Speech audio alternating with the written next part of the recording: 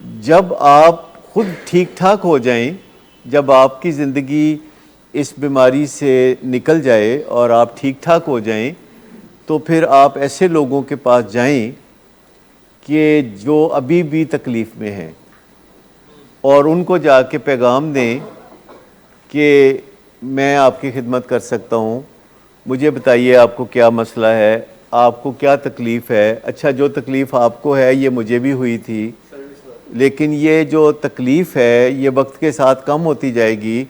अगर आप कभी परेशान हो तो मुझे याद कीजिएगा, मैं कुछ खिदमत आपकी कर सका तो करूँगा। तो इसमें जो सर्विस है एक ऐसे बंदे की जो अब बुरे हाल में है जैसा कि आप पहले बुरे हाल में थे, तो इससे जो इज़्ज़त नफ्स है वो ऊपर आनी शुरू होती है। 12 स्टेप प्रोग्राम में किसी के पास जाना और आम जिंदगी में किसी नशा करने वाले के पास जाने में फ़र्क है।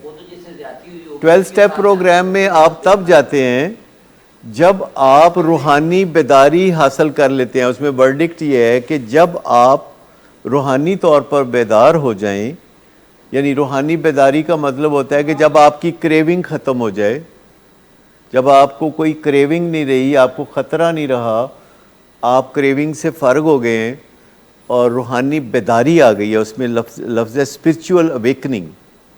स्पिरिचुअल अवेकनिंग एक ऐसी कैफियत है कि जिसमें इंसान वल्नरेबल नहीं रहता, उसको गुनाह की लज्जत ख़त्म हो जाती है। कितना टाइम लगता है प्रोसेस प्रोग्राम को? टाइम का नहीं मसला, गुजरते हुए एक बंदे को स्टार्ट मसला यह है कि ये टाइम का मसला ही नहीं है, ये मसला है आपकी फहमो फरासत का, आपकी जिद्दोजहद का। होता है ना कि बंदा डिपेंड करता है कि आपका टीचर कौन है, डिपेंड करता है कि आपका स्टूडेंट कौन है, आपकी तमन्ना कितनी है और आपकी चाहत कितनी है। आप देखो स्कूल कॉलेज यूनिवर्सिटी में जाते हैं स्टूडेंट्स, तो अच्छे से अच्छे स्कूल कॉलेज यूनिवर्सिटी में आप भेजते हैं तो कुछ बच्चे बड़े कामयाब हो जाते हैं, कुछ नाकाम हो जाते हैं। तो इसका मतलब है कि वो जो अंदर का फैक्टर है, देखिए हम भी आपसे जो काम कर रहे होते हैं तो हम आपके अंदर के फैक्टर के ऊपर डिपेंड कर रहे होते हैं, अपने अंदर के फैक्टर के ऊपर डिपेंड नहीं कर रहे होते। हमारे पास ऐसी कोई ताकत नहीं है कि आपको तोड़ मरोड़ के या निचोड़ के आपको अच्छा इंसान बना दें, ये ऊपर वाले का काम है। हाँ, तो असल बात यह है कि हम तो करते हैं इस आस पे कि हम जितना काम करेंगे तो ऊपर वाला जो है मेहरबानी करेगा, और वो करता है। एक डॉक्टर जब किसी पेशेंट को रिसीव करता है और टांके लगा देता है तो असल में वो किनारे जो होते हैं वो उनको खींच के करीब करता है। धागे से जब टांके लगाते हैं और गिरा लगाते जाते हैं तो कोई ग्लू नहीं डालते, कोई एल्फी नहीं बीच में डालते। आप में से कभी किसी ने सोचा कि डॉक्टर को ग्लू शलू डाल देते होंगे? नहीं, कोई ग्लू नहीं डालते, सिर्फ वो ज़ख्मों के किनारों को नज़दीक कर देते हैं। तो 10 दिन के बाद जब वो टांके खोलते हैं तो ज़ख्म बिल्कुल जुड़ चुका होता है। जैसे हड्डी वाले डॉक्टर जो होते हैं वो हड्डी को सीधा करके उसको फिक्स कर देते हैं, वो भी कोई ग्लू नहीं लगाते। और फिर 3 महीने के बाद जब प्लस्तर खुलता है तो वो बड़ा चंगा हो चुका होता है। तो ये कौन करता है? तो इसी तरह जब हम अपना काम करते हैं, जो हमारा काम है किनारों को करीब करना, आपको और आपके पेरेंट्स को एक ही छत के नीचे बिठा देते हैं, उधर भी बात कराते हैं, टच एंड गो में भी बात होती है कि जितना सेफली आपके किनारे नज़दीक हो जाएं और जितना अच्छे तरीके से आप बात करने लगें एक दूसरे से, तो फिर बाकी का काम कौन करेगा? अल्लाह करेगा। तो हमारा काम तो आपको आपके वालिदैन के नज़दीक करना है।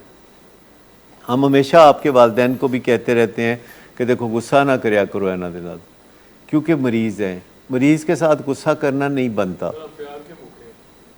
तो एक जो वालिदैन हैं वो अपनी जगह तंग आए होते हैं, कहते हैं डॉक्टर साहब तुहानू इहदे नाल एक दिन रहना पे ना तो तुहानू लग पता जाए। तो मैं कहता हूँ हाँ ये बात ठीक है, आपकी तकलीफ़ और तरह से है, लेकिन मुझे भी साथ रहते हुए 45 साल हो गए हैं और मेरे पास एक नहीं होता, मेरे पास ज़्यादा होते हैं, फिर लाहौर, कराची, इस्लामाबाद हर जगह होते हैं, फिर जो चले गए हैं वो भी मेरे साथ राब्ते में होते हैं। तो ये सारा सिलसिला चलता रहता है। लेकिन मैं आपकी तकलीफ़ को समझता हूँ, पर मुझे आप बताइए कि अगर आप गुस्सा करें अपने मरीज़ के साथ तो कोई फ़ायदा हुआ कभी? कभी फ़ायदा नहीं हुआ। अगर जिसको गुस्सा करने से फ़ायदा हुआ है वो जारी रखे, जिसको गुस्सा करने से फ़ायदा नहीं हुआ तो वो जारी ना रखे, वो इसको छोड़ दे।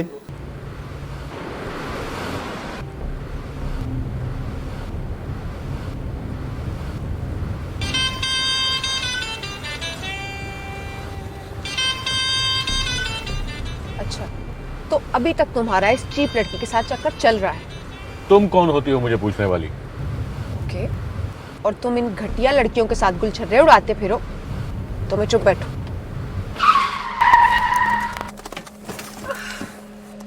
Get out.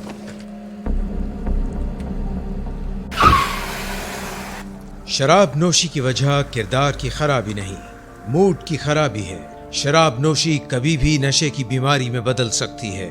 नशे की बीमारी हर स्टेज पर काबिले इलाज है। मदद हासिल कीजिए, क्योंकि वो ऐसा नहीं करेगा। विलिंग वेज से मदद हासिल कीजिए, कहीं से भी मदद हासिल कीजिए, लेकिन फौरी मदद हासिल कीजिए। जिस मुआवजे के इंतजार में आपने बहुत देर कर दी, अब वो दस्तक दे रहा है। मदद हासिल कीजिए, मदद हासिल कीजिए, मदद हासिल कीजिए।